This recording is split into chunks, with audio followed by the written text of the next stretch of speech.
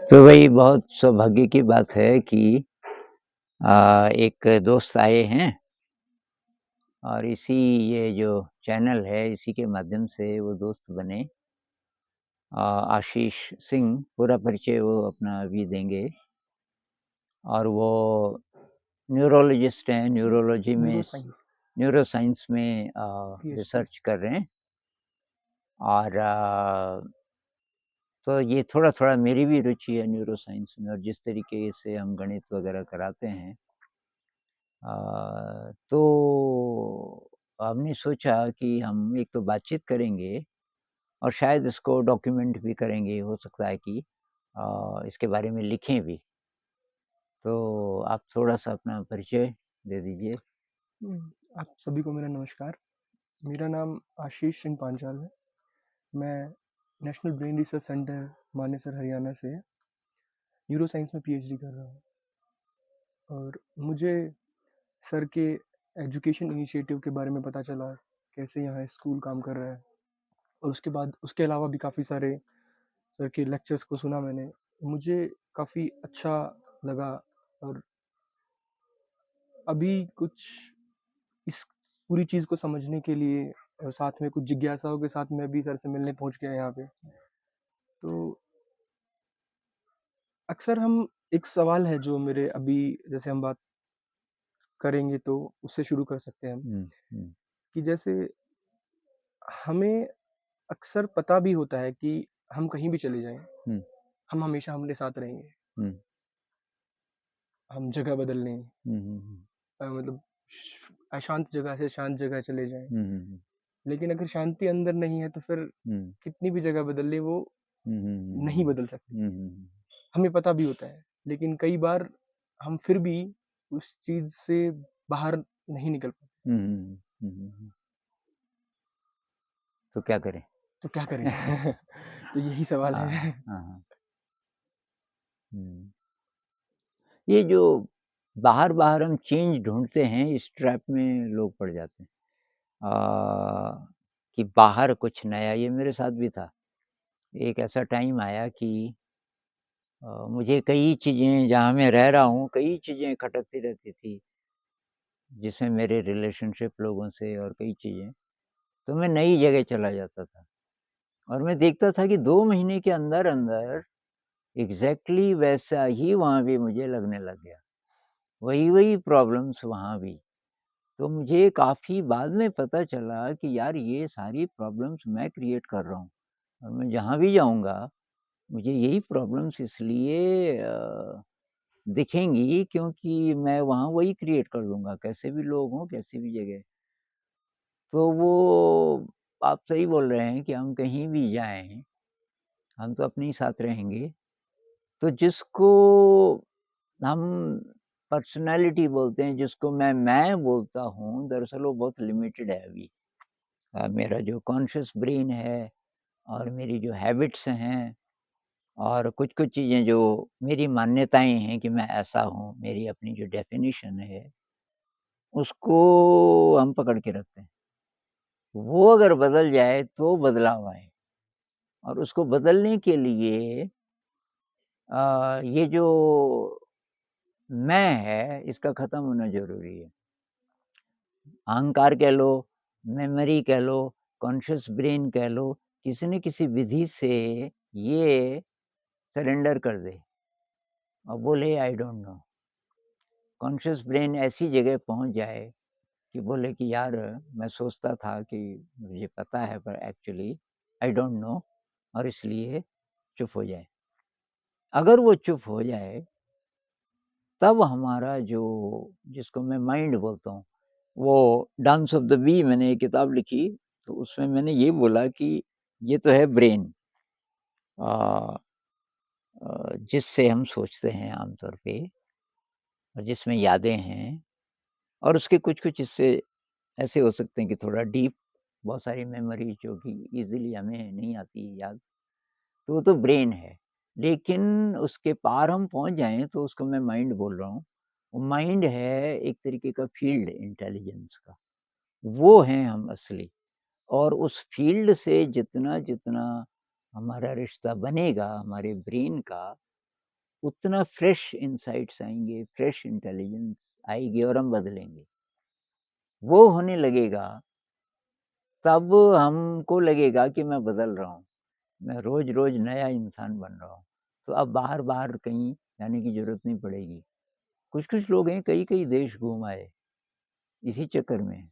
कई jobs change कर ली पर चैन नहीं आ रहा है, क्योंकि वो तब तक नहीं आएगा जब तक कि मेरी अपनी जो परिभाषा है वो नहीं बदलती। अ, यानी कि ये जो कॉन्शियस ब्रेन है, इसको किसी तरीके से चुप किया जा सके उसी के लिए मेडिटेशन है। सर कई बार इंसान कॉग्निटिवली हुँ, मतलब समझ के स्तर पे हुँ, पता चल जाता है उसको हुँ, कि ये मेरा मैं है, हुँ, ये मेरे समस्या का कारण है। हुँ, लेकिन वो समझ से अस्तित्व तक जाने में भी समस्याएं महसूस होती हैं। हुँ, आपको हुँ, पता है आप 6 महीने, साल ठीक आप उस तरीके से काम करते हैं। हुँ, हुँ, फिर कुछ ऐसा होगा जो पूरे हुँ, उस हुँ, आई को क्रिएट कर देगा। हुँ। मेरे ख्याल से जब-जब हाई एनर्जी होती है उस समय बात समझ आ जाती है कि अरे यार! यहाँ मैं गड़बड़ करता हूँ। लेकिन फिर ज़रा लो एनर्जी होती है हम फिर दोबारा वैसे वो वो है ना एक किस्सा मैंने किसी वीडियो में बोला कि वो एक आदमी बहुत ज़्यादा शराब पीता था तो वो सारी बोतलें उस दिन उसको पूरी अकल आ गई ये गलत है, मुझे छोड़ना है। सारी बची हुई बोतलें लेके सारे गाँव वालों को इकट्ठा किया और बोला भई सबके सामने मैं प्रतिज्ञा करता हूँ आज के बाद मैं छूऊँगा नहीं, सारी बोतलें तोड़ दी। पर उसी रात को उसको ढूँढ के लाना पड़ा। इतना धुत था कहीं, उसी रात को मतलब कुछ ही घंटों तक वो रहा उसका। तो शायद ये हमारे साथ इसके लिए मेडिटेशन है। अभी एक वीडियो में मैं बात कर रहा था कि जो वेस्टर्न फिलॉसफी है, जिसमें निहिलिज़्म है, मैंने नीत्शे बोला, कुछ लोगों ने बोला भई नीत्शे का जो निहिलिज़्म है वो पॉज़िटिव है। तो शायद ये लोग ये भी बोलते हैं कि मीनिंग आपको बनाना पड़ेगा। जी। मतलब ये जो बाहर-बाहर जो दिख रहा है तो मीनिंगलेस लेकिन you can create your own meaning. आपको जीने के लिए कोई मीनिंग बनाना पड़ेगा शायद ऐसा कुछ। But I have some question here as well, sir. Hmm. Sorry to interrupt. But the moment you create a meaning, you हाँ, create the Hindi I. Hindi Hindi में बोलेंगे। जब आप वो मीनिंग क्रिएट कर देते हैं, हाँ, हाँ। तभी आप उस आई को भी बना देते हैं। हाँ, हाँ। क्योंकि मीनिंग को तो वही क्रिएट कर रहा है ना, वही ब्रेन क्रिएट कर रहा है, कॉन्शियस ब्रेन ही कर रहा है। तो वो जो वेस्टर्न फिलॉसफी में जो सारी जो सोच है, वो तो उसी ब्रेन की है और वो ब्रेन ज़्यादा गहरे जा नहीं सकता। इसलिए मेरा फिलॉसफी में कोई फ़ेथ नहीं है, उससे कोई मदद नहीं मिलती। मिस्टिक्स मैं देखता हूँ मिस्टिक्स क्या बोलते हैं? मिस्टिक्स बात करते हैं एक्सपीरियंस की। तो वो कहते हैं कि जब ये आपका जो कॉन्शियस ब्रेन है, ये मैं खत्म हो जाए टेम्परेरीली मतलब चुप हो जाए, तब आपको असली एक्सपीरियंस होता है। जो कबीर साहब बोलते हैं, "जब मैं था तब हरि नहीं।" हरि को आप अपना जो छुपा हुआ जो हिस्सा है, मन का, माइंड कह लो, इंटेलिजेंस का फील्ड कह लो, इन्फिनिट इंटेलिजेंस का, कॉस्मिक इंटेलिजेंस कह लो। अ, साइकोलॉजी में जो कहते हैं कि अनकॉन्शियस ब्रेन कह लो, सुपर कॉन्शियस कुछ भी कह लो, उस तक पहुँचेंगे आप जब आपका कॉन्शियस ब्रेन चुप हो जाए। उसको मैं बोल रहे हैं कॉन्शियस ब्रेन को। जब मैं था तब हरि हरी नहीं, नहीं। अब हरि हैं मैं नहीं। तो वहाँ जब स्पर्श होगा उस विराट चीज़ का, मेरे ख़्याल से वही चाहिए हमें ज़िंदगी में। और ये जो बेचैनी है इसलिए है कि वो शायद कहीं से बुला रहा है। जो हमारा जो इंटेलिजेंस का इन्फिनिट सोर्स है, जो हम असली हैं, वो बार-बार, बार-बार हमको मैसेजेस के थ्रू, कभी-कभी ड्रीम्स के थ्रू, इनसाइट्स के थ्रू, जैसे कुछ-कुछ लगता है कि जैसे कहीं की याद आ रही है, वो शायद बुला रहा है और हम समझ नहीं पाते। तो ये जो कॉन्शियस ब्रेन मतलब मैं जब तक है, तो जब तक फ़िलॉसफ़ी को गढ़ने वाला ये मैं है, तो उससे ये है कि आप थोड़ी देर के लिए सैटिस्फाइड हो सकते हो, आपने कुछ करके कुछ नया बोल दिया, एक नई फ़िलॉसफ़ी बन गई और लेकिन उसका कोई फ़ायदा नहीं है, वो चाहे वेदांत हो, मतलब हमारा जो वेदांत है वो मेरे ख्याल से निकला होगा कि ऋषि मुनियों को वो ज्ञान प्राप्त हुआ, अंदर का स्पर्श हुआ और उसको वो बोलने की कोशिश कर रहे हैं, तो इसलिए भाषा बिल्कुल अलग है।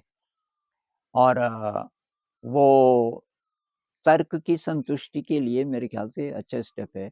कुछ लोगों का ये है कि जब तक तर्क संतुष्ट न हो, वो आगे नहीं बढ़ पाते। तो उसके लिए ठीक है, क्योंकि यहाँ जो ईस्टर्न फिलॉसफी है, वेदांतिक फिलॉसफी है, इसका जो बेसिस है मेरे ख्याल से उन लोगों को ज्ञान प्राप्त हुआ। पर फिर भी लोग तो फिलॉसफी ही करते रहते हैं, पढ़ते रहते हैं और उससे आगे नहीं बढ़ते। मुझे ऐसे लोग मिले जो मेडिटेशन तो करते नहीं, कहते हैं है हमारे अंदर परमात्मा है, मान लिया बस।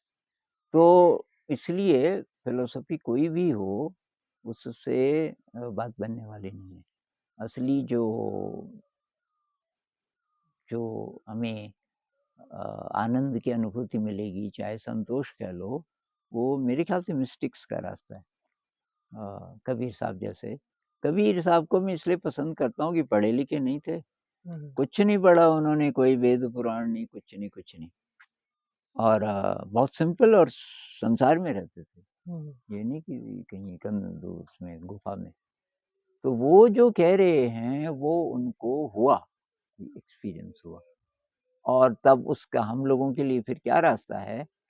तो मुझे लगता है कि वही ये जो बुद्ध कहते हैं कि मेडिटेशन का रास्ता है, और मेडिटेशन को सपोर्ट करने वाली चीज़ों का ध्यान रखना पड़ेगा आपको।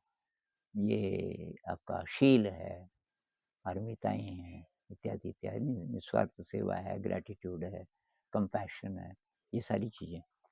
बिल्कुल सर। फिर क्या ऐसा नहीं होता कई बार कि जब आप कर रहे हैं मेडिटेशन, तो आप कर रहे हैं मेडिटेशन, मतलब it's you who is doing it, मतलब आप कर रहे हैं, करता हो जाते हैं। ये तर्क की भाषा है। ये हमारा जो कॉन्शियस ब्रेन है वो बाधा डालने के लिए ये ऐसी चीज़ें बोलता है, क्योंकि शुरुआत हम करेंगे तो जैसे हैं वहीं से तो करेंगे। भाई अभी तो मैं हावी है, लेकिन अब शुरुआत में करूँगा तो शुरुआत में तो मैं तो हटेगा नहीं ना, वो तो मैंने तो मेरे को इतना पकड़ा हुआ है जिसको अहंकार बोलते हैं। अहंकार अपने आप तो रास्ता आपको देगा नहीं। इसका मतलब आप शुरुआत जब करोगे तो अहंकार के साथ ही करोगे और फिर धीरे-धीरे, धीरे-धीरे रास्ता मिलेगा। जैसे विपश्यना मेडिटेशन है ना, इसको आप कंपेयर करो जे कृष्णमूर्ति जी वाले मेडिटेशन से। तो जे कृष्णमूर्ति जी बोलते हैं कि सीधे थॉट को देखो, सीधे थॉट को देखो और विटनेस जो ये चॉइसेस अवेयरनेस वगैरह, और वो बार-बार ये कहते हैं कि ये जो मैं है, यही तो प्रॉब्लम है। वो तो हमें पता है, पर मैं को अलग कैसे? वही रमन महर्षि बोलते हैं कि ये जो जब तक मैं है, अहंकार है, तो अहंकार को लेकर के जो कोई भी रास्ता है, तो वो वहाँ नहीं पहुँचेगा। लेकिन मेरे ख्याल से बुद्ध ये कहते हैं कि भई तुम जैसे हो, शुरुआत तो करोगे कहीं से। तो है अहंकार, आपको पता है, लेकिन आप कहीं से तो शुरू करोगे भाई। तो वो बहुत बेसिक से शुरू करते हैं, किसी फिलॉसफी से शुरू नहीं करते। वो कहते हैं कि भई अपनी साँस को ऑब्ज़र्व करो। तो इसमें कोई फिलॉसफी नहीं है। साँस को ऑब्ज़र्व करो, क्यों करो? ये नहीं, उसमें कोई ये बुद्ध कहते हैं कि पहले कर लो। कुछ पूछो मत, तर्क मत करो। तो क्या ईश्वर होता है? क्या हम परमात्मा की प्राप्ति के लिए कर रहे हैं? तो वो बोलते ही नहीं, वो चुप रहते हैं। बुद्ध चुप रहते हैं, वो कहते हैं कोई ऐसी बात मत करो, जिसका आपको पता ही नहीं है। ये तो असम्पशन है कि कोई परमात्मा है, कोई ये है। ये तो माना है ना आपने, फिलहाल वो नहीं। आपकी साँस चल रही है, हाँ जी, साँस तो चल रही है। तो उसको महसूस करते हो क्या आप अक्सर? कि नहीं, ये अक्सर तो नहीं करता। हाँ, तो अभी कर लो, यहाँ से शुरुआत करते हैं। तो अब आप साँस को जब ऑब्ज़र्व करते हो, जितना आप साँस को ऑब्ज़र्व करोगे, उतना आप अपने मन को देख पाओगे। क्योंकि आप थोड़ी देर साँस को ऑब्ज़र्व करते हो, उसके बाद फिर मन भटक जाता है। फिर आपको लगता है यार कि लगातार तो नहीं कर रहा था, बीच में चला गया था। कहाँ चला गया था? ये फिर आपको बार पकड़ में आना शुरू हो जाता है कि ये जो मेरी थिंकिंग है वो मेरे उसमें नहीं है, मेरे कंट्रोल में नहीं है। मैं नहीं चाहता सोचना, पर अभी मेरी जो स्थिति है वो ऐसी है कि ये मेरा मन कुछ अपने आप सोचने लगता है, तो ये पास्ट हैबिट के कारण है। अब आप साँस को दोबारा से ऑब्ज़र्व करते हो, दोबारा फिर बुद्ध कहते हैं शरीर को ऑब्ज़र्व करो। अब ये कुछ साइंटिस्ट भी कह रहे हैं कि हमारा जो अनकॉन्शियस ब्रेन है, वो पूरे शरीर में फैला है। तो अगर आप शरीर को भी महसूस करने लग गए, तो एक्चुअली आप अपनी अनकॉन्शियस ब्रेन के साथ भी काम कर रहे हो। और अभी न्यूरोलॉजी में और एडवांसेस होंगे तो शायद वो ये बोलना शुरू करेंगे कि उस समय कहाँ क्या होता है जब आप शरीर के प्रति अवेयरनेस को डेवलप करते हो। अब साँस हो गया, शरीर हो गया, ये जब करने हम लग जाएँगे तो तब तक हमें थॉट्स के बहुत सारे पैटर्न्स नज़र आने शुरू हो जाते हैं, कि कैसे-कैसे करके मेरा मेरा जो मन है कहाँ-कहाँ भागता है, कैसे ये वो क्रिएट करता है अ टाइम को, मतलब पास्ट में चला जाता है, फ्यूचर की बात सोचता है, ये करता है, वो करता है, वो करता है। जो कृष्णमूर्ति जी कहते हैं थॉट इज़ टाइम, मतलब जो टाइम का जो सेंस है, वो थॉट से जुड़ा है। ये सारी बातें तब समझ आनी ज़रा-ज़रा शुरू हो जाती हैं। अब बुद्ध कहते हैं, चित्तानुपස්සना और धम्मानुपස්සना, अब मन को भी देखो। शुरू में नहीं बोलते, क्योंकि शुरू में शक्ति नहीं है मन को देखने की। देखेंगे पर कुछ होगा नहीं, पता चल जाएगा ये विचार आ रहे हैं, जा रहे हैं, आ रहे हैं, जा रहे हैं, पर उससे कुछ वो विचार रुक जाएँगे, किसी-किसी के साथ हो जाएगा, कोई बहुत ज़्यादा उस पहले से उसके अंदर एनर्जी होगी। तो मुझे ये बुद्ध का रास्ता बहुत सही लगा। तो शुरुआत तो हम जैसे हैं वहीं से करेंगे। अहंकार है और शरीर की जो भी स्थिति है, मन की जो भी स्थिति है, कुछ लोगों को डिसऑर्डर भी होते हैं मानसिक, आप उनको भी मेडिटेशन सजेस्ट करते हैं माइंडफुलनेस में भी या कुछ भी। अब उस जिसको ओसीडी है, उसके लिए आसान थोड़ी होगा। वो तो बहुत कम 2 ही साँसें भी पता नहीं ऑब्ज़र्व कर पाएगा कि नहीं। ओसीडी है, फिर उसी तरीके से किसी को डिप्रेशन है, एंग्ज़ायटी है, तो ब्रेन बहुत ज़्यादा मतलब थॉट्स हैं। लेकिन कहीं से तो शुरू करेगा, तो या तो प्राणायाम से शुरू करेगा, कैसे न कैसे करके मन की ये जो शक्ति है थोड़ा बढ़ानी पड़ेगी कि मन एकाग्र कैसे हो। तो मुझे वो रास्ता सही लगा। शुक्रिया सर। अच्छा लगा सर, मैं ज़रूर हुँ। इसको तो मेरे ख़्याल से आज इतनी बातचीत करते हैं, इसको आगे बढ़ाएँगे।